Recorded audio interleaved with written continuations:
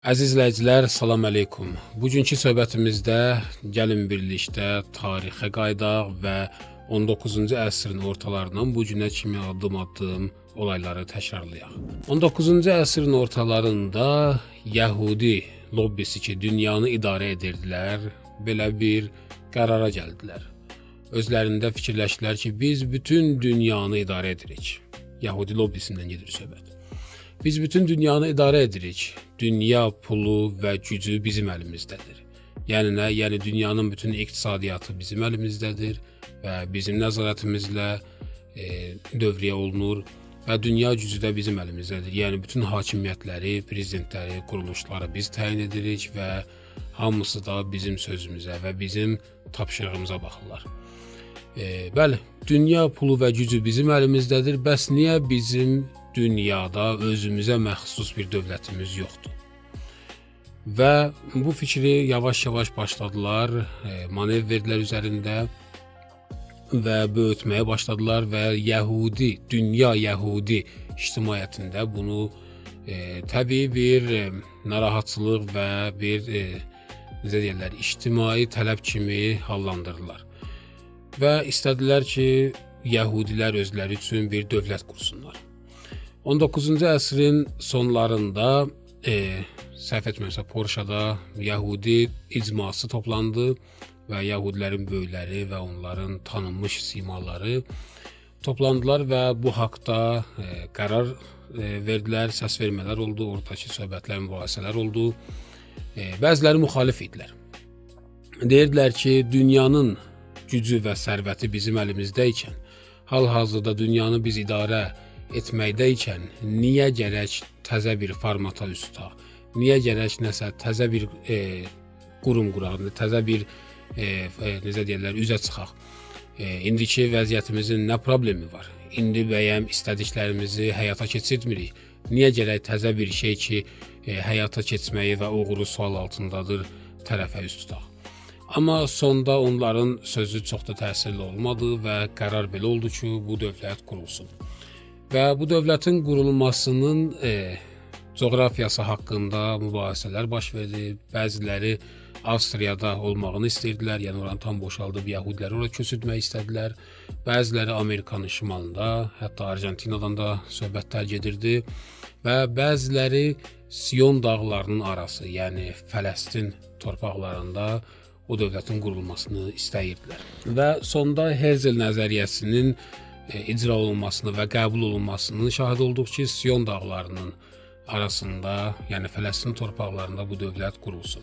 Niyə? Çünki deyirdilər ki, Yəhudilərin ora tarixi və dini bağları var. Yəni onların babaları orada olublar, oradan gəliblər və Yəhudi dininə olan müqəddəs məkanlar orada yerləşdirilib və bu iki fakt səbəb olacaq ki, Yəhudilərin ora köçməsində daha çox təsir olsun və Yəhudilər daha çox rəğbətlə o ərazilərə köçməyə qəbul etsinlər. Proyekt başlamamışdan öncə ora Osmanlı İmperiyasının ixtiyarında olan bir ərazi idi. 50 illik hazırlıq prosesi başlandı.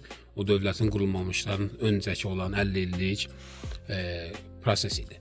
20-ci əsrin ortalarında bu dövlət quruldu və bu 50 ildə Osmanlı İmperiyasını get-gedə zəiflətdilər və ona bəlalar gətirdilər onların başına və onları o qədər zəif etdilər ki, o torpaqları onlardan ala bilsinlər. Həmən ərəfədə də Yəhudiləri yavaş-yavaş o ərazilərə köçürtməyə başladılar ki, Yəhudilərin orada yaşaması və Yəhudilərin oradakı hüzurunu başlamış olsunlar.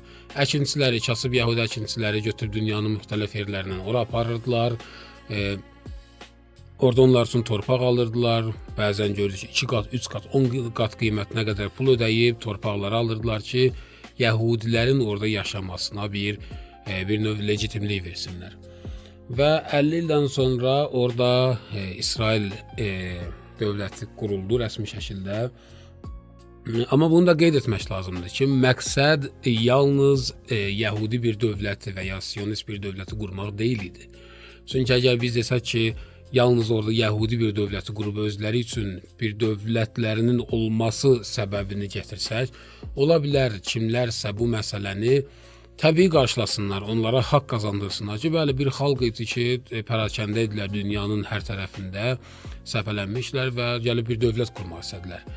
Xeyr, söhbət elə deyil. Onlar şər imperiyasının quruluşunun başlanğıcını o torpaqlarda görmüşdülər. Yəni Nildən Fərata qədər, Nil çayından Fərat çayına qədər torpaqları bir-bir işğal edib orada sakinləşməyi düşünürdülər. Belə olacaqdı ki, onlar Nildən Fərata kimi tutduqdan sonra, artıq özləri üçün istədikləri o şər imperiyasını qurduqdan sonra bütün dünyaya açıq-aşkar, yəni qapalı şəkildə deyirdilər və zaten idarə edirdilər dünyanı. Amma açıq-aşkar dünya deyəcəkdilər ki, dünyanın mərkəzi buradır və dünya buradan idarə olunur, digər xalqlar isə bizim nökərlərimizdir. Onların fikri buydu. Amma təbii ki, Nildən Fərata kimi çox böyük bir ərazidir və təxminən Orta Şərqin böyük əksəriyyətini malik olur.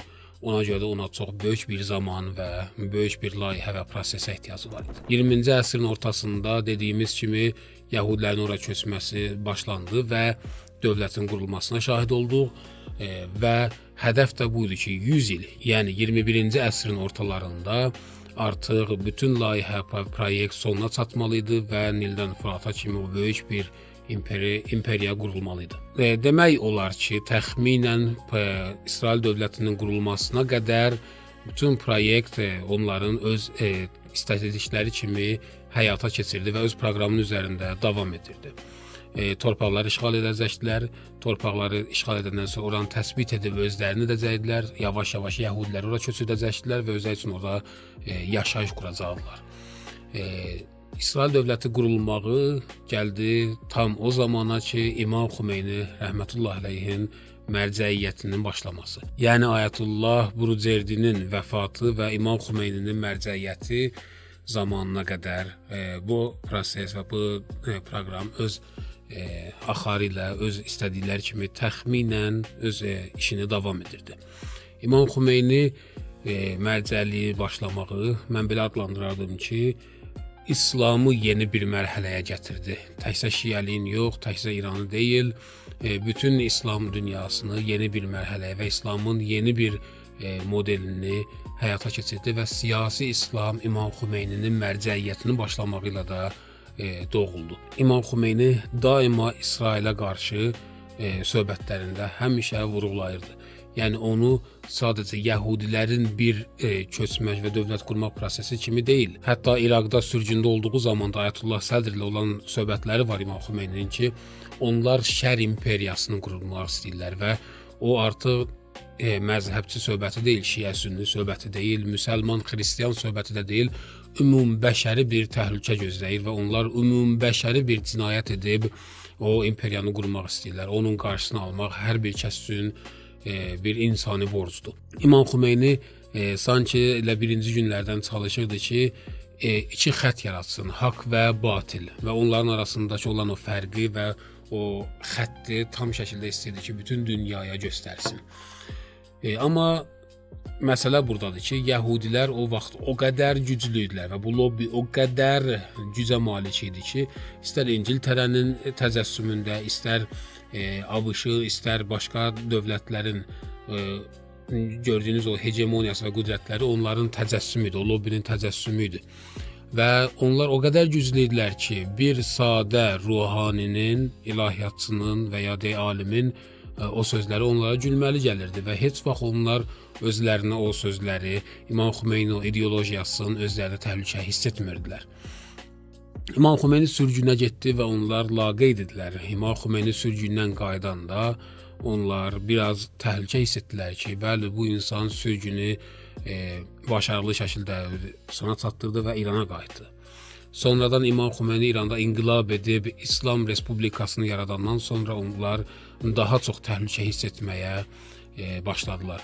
Və o vaxtdan bu günə qədər bu şər imperiyasının gördüyümüz kimi 30-dan çox dövlət dəyişmə və ya hakimiyyəti çevirmək üçün planlarının şahid olmuşuq. Və bunu da qeyd edim ki, İmam Xümeyninin mərcəiyyətinin başlamağından bu günə qədər bu şər imperiyanın heç bir başarıqlı və heç bir sabit, yəni onu davamlı şəkildə uzun illər saxlaya bilsinlər, bir nailiyyətləri və başarıqları olmayıb.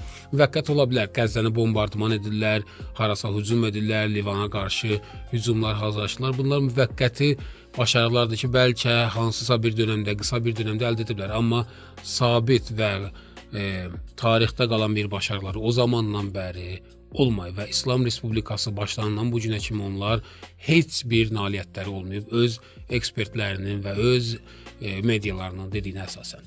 Qayıdaq İmam Xumeyninin inqilabına. Onlar inqilabdan sonra daha çox təhlükə hiss etdilər, amma yenə də lazımlı qədər bu məsələnin ciddiyyətini və İmam Xumeyninin inqilabının əzəmətini dərk etməmişdilər. Və onlar elə hiss edirdilər ki, bu sözlər və bu ideologiya heç vaxt İmam Xumeyninin ətrafından və İranda onun sevərlərindən kənara çıxmayacaq. Niyə ki, o qədər müsəlmanlar arasında nifaq və ayrılıq salmışlar ki, heç kəsin İmam Xumeyniyə qoşulmasını və bu ideologiyanın beynəlxalq səviyyədə yayılmasını inanmırlar. Türk farsı bəyənmir, fars ərəbi bəyənmir, ərəb də öbürlərini bəyənmir, sünni şiəni bəyənmir, şiənin sünni ilə ixtilafları var. O qədər və o qədər problemlər yaratmışlar və o qədər müsəlmanların və ya hətta digər xalqların arasında ixtilaflar yaratmışlar ki, İmam Xumeyninin sözündən və onun ideologiyasını bütün dünya birləşib qəbul etməsini çox da ciddi qəbul etmirdilər. Amma ondan belə 30-dan çox bu günə kimi İran İslam Respublikasına qarşı çevriliş görüblər. Ki, bəzilərinə elə şahid olmuşuq, son ixtişaşlar onların biri idi. Ki, açıq-aşkar biz görürük ki, ABŞ-ın prezidenti o şər qüvvənin təcəssümü olaraq gəlir və açıq-aşkar ixtişaşçılara deyir ki, küçələrə çıxın və kömək gələcək və biz sizin yanınızdayıq. Və biz görürük ki, İsrailin təhlükəsizlik servisləri, yəni Mossad açıq-aşkar deyir ki, bizim insanlar sizin aranızdadır və açıq etiraf edirlər ki, İranda ixtişaşlar edirlər. Və onunla belə görürük ki, məğlubiyyətlərin şahid oluruq. 30-dan çox çevriliş olur ki, mən bunu iddia edə bilərəm əminliklə ki, onun hər hansı biri bir dövlətin, hətta güclü bir dövlətin yenilməsinə kifayət idi. Hətta onların ən böyüklərindən birində 8 illik müqəddəs müdafiə illərini nəzərdə ala bilərik. Təzə qurulmuş bir İslam Respublikası ki, hələ öz strukturlarını qura bilməyib, hələ öz dayaqlarını möhkəmlədə bilməyib, gəlir və Səddam Hüseynin hücumu ilə məruz qalır. Hansı ki, bütün dünya Səddam Hüseynə kömək edirdi. Və bu köməklərdən bir modelin sizə deyim ki, daha çox və bu məsələnin dərinliyini daha düzgün anlaya biləsiniz. Tarix boyu ABŞ-la Sovet hökumətinin heç vaxt və heç bir yerdə birliyini, həmfikirliyini, əməkdaşlığını görə bilmərik. İlla bir məsələdə ki, Səddam Hüseynə köməkləri idi İslam Respublikasını devirmək üçün. Yəni, Sovet və ABŞ belə birləşib Səddama kömək edirlər ki, bu ölkəni devirə bilsinlər, bu hakimiyyəti aradan apara bilsinlər. Və hamısında da, dediyimiz ki, müxtəlif modellərlə hamısında da başarısız olublar və məğlubiyyətlə üzləşiblər. 40-dan çox ölkələr görürsünüz ki, xidmət servisləri və təhlükəsizlik servisləri birləşib İranda hər hansısa bir təxribatı yaratmaq istəyirdilər və həmişə də məğlubiyyətlə üzləşirdilər. Son ixtişaşlarda 20-dən çox ölkənin kəşfiyyat sistemləri məşğul idi və son bu ixtişaşları komandirlik edib dizayn edirdilər, amma yenə də başarısız oldu. Görürük ki, ABŞ misilsiz bir hərbi qüvvəni və donanmanı gətirib İran sərhədlərinə və vurmaqla hədələyir və çox soyuqqanlı şəkildə bu ölkə vur, müharibə başlasın, biz hazırıq deyir. Niyə? Çünki ABŞ həmən şər imperiyası məcbur edir ki, İranı zərərsizləşdirməlisən. Və artıq hamı bunu anlayır ki, bu dövlətin arxasında və bu hakimiyyətin arxasında ilahi və xüsusi bir dəstək var. Çünki təbii insanın elmi ilə, insanın başarığı ilə heç bir şəkildə bu hakimiyyət öz yoluna bu qədər davam edə bilməzdi. Necə ki, ali məqamlı rəhbərimiz çox gözəl buyurur. Deyir ki, onlar əllərindən gələni bizim xalqımızın və bizim hakimiyyətimizin əleyhinə istifadə ediblər. Hər hansı bir işi görməyiblərsə, əmin olun ki, başarmayıblar, yoxsa onu da edərdilər. Yəni, başardıqlarını eləyiblər və etmədiyi işləri bilin ki, başarmayıblar ki, etməyiblər. Sanksiyalar, baxın, bəzən olur ki, bəzi ölkələrə ildə bir dəfə, ildə iki dəfə, neçə aydan bir sanksiyalar tətbiq olunur. Amma İrana hər gün yeni sanksiyalar tətbiq olunur. Niyə? Bu xalqın iqtisadiyyatını çökürtmək üçün, bu xalqın yaşayışını zəiflədib, dözülməz həddə çatdırmaq üçün, bu ölkənin inkişafının qabağını almaq üçün, dünya texnologiyasından məhrum etmək üçün və onları dünya ilə əlaqədən imtina etmək üçün əllərindən gələni ediblər və bu günə kimi bütün hər gün yeni bir sanksiyalar qoyublar ki, bu xalq bezib öz hakimiyyətinin əleyhinə durub öz hakimiyyətini devirsin. Amma nəyin şahid olduq? Bir ay ərzində 12 yanvar və 12 fevralda biz İran xalqının bütün bu 40 illik Şər imperiyasının elədiyi bütün düşmənçilərin qarşısında olan cavabını gördük. 12 fevralda İran İslam İnqilabının 47-ci il dönümü idi və İmam Seyyid Əli Xamenei cənabları bir bəyanat verdilər. Ayaq üstə durub, çünki bilirsiniz ki, düşmən mediaları daima onun yaşının çoxaldığı, ya hansısa xəstəliyi, hətta canından iraq ömrünün son günləri olduğunu iddia edir.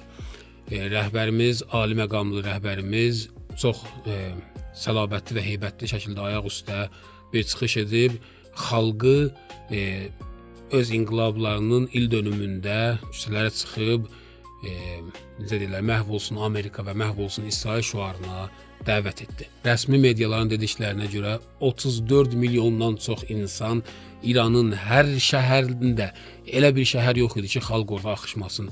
Bütün İran ayağa qalxıb 34 milyonluq bir xalq çıxıb sanki bir referendumda bir daha öz hakimiyyətlərinə, əziz İran İslam Respublikasına bir daha səs verdilər və öz rəhbərləri ilə, öz hakimiyyətləri ilə bir daha beyət etdilər.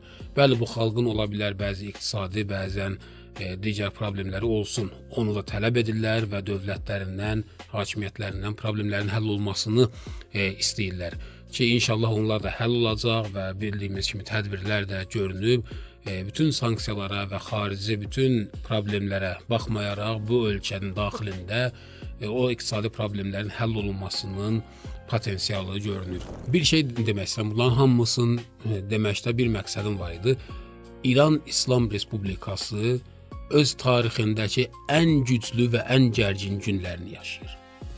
Ən güclü günlərini yaşayır, çünki dediyimiz kimi o qədər güclənib və o qədər heybətlidir ki, heç bir şəkildə onu devirə bilmirlər. Bütün dünya və o şər imperiyası və şər qüvvəsi birləşib və bu xalqı devirmək istəyir, amma onu edə bilmirlər.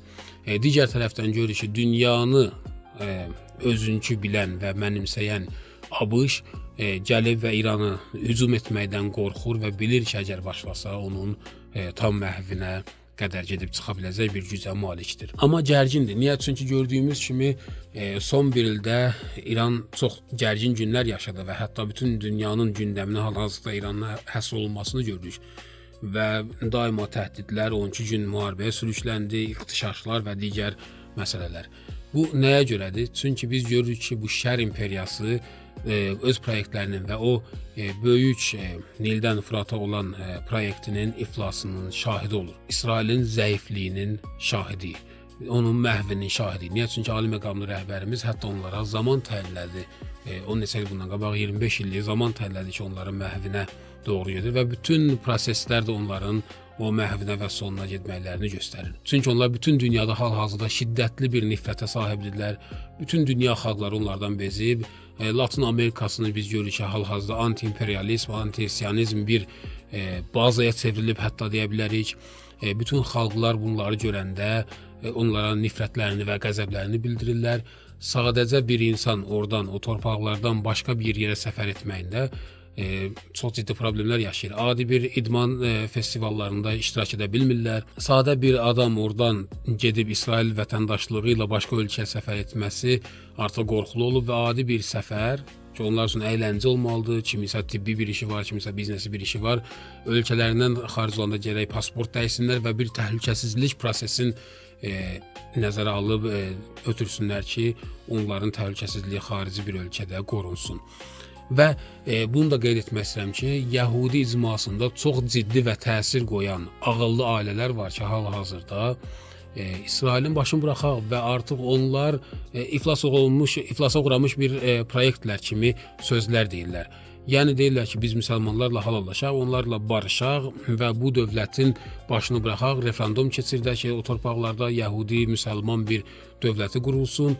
Niyə? Çünki İsrailin məhvini görürlər və deyirlər ki, bu dövlət bizim də sonumuza gəlib çıxacaq və bu heç bir ümid görmürlər özləri üçün onda.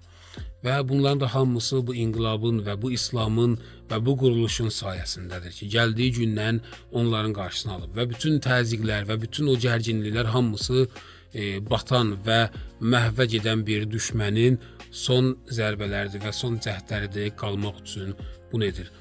Qarşı tərəfdə isə İran İslam Respublikasının daxildəki sevgisini və dayağından danışdıq. Bütün dünyada hal-hazırda görürük ki, necə bu məhəbbət və səmimiyyət bu dövlətə və bu ali məqamlı və ruhani insana, yəni rəhbərimizə artır. Baxın, heç bir vaxtda, heç bir dönəmdə bu qədər açıq fərq yox idi. O ki, söhbətin əvvəlində qeyd etdim ki, İmam Xomeyni həmişə istəyirdi ki, şər və xeyrin arasında bir fasilə qoysun. Heç bir vaxtda, heç bir tarixdə bu qədər fərq görünmürdü. Bir tərəfdə Allah adamı, müştehid, alim, çox müdrik siyasətçi, dahi sərkərdə, ixlaslı, nurani və pak, təmiz bir Seyyid Peyğəmbər övladı dayanıb. Digər tərəfdə isə pedofil, cinayətkar, dünyanın ən murdar işlərini və ən murdar cinayətlərini törədən bir güc dayanıb. İndi bütün xalq və bütün dünya artıq görür və bütün dünya seçim arasında qalıb. Paçlığı və Allaha gedən yolu seçməlidir, yoxsa azğınlığı və murdarlığı. Ona görə də biz görürük ki, hal-hazırda bu inqilab ümumbəşərə bir xidmət edir və bütün dünyanı təhdid edən bir şər imperiyası ilə savaşır və inşallah Allahın qüvvəsi ilə bu sonu İran yazacaq və öz qələbəsini yazacaq. Əziz izləyicilərimiz, bu söhbət bura qədər idi. İnşallah ki, faydalı olar və ümid edirəm ki, razı qalarsınız. Dəstəyinizə görə, paylaşmağınız və şərhlərdə etdiyiniz məhəbbətlərə görə sizdən minnətdaram. Bir daha qeyd edim ki, dünya xəbərlərini senzurasız görmək istəyirsinizsə, Telegramda Bulaq Xəbər kanalından izləyə bilərsiniz. Paylaşmaqla, abunə olmaqla bizə olan dəstəyinizi bildirə bilərsiniz. Biz də özümüzə borc bilirik ki, hər bir gündəmdə və hər bir olayı sadə şəkildə bacardığımız qədər və öz biliklərimizi sizin ixtiyarınıza qoyaq. Dualarınızdan bizə əsirgəməyin. Allahım onda qalın. Sağ olun.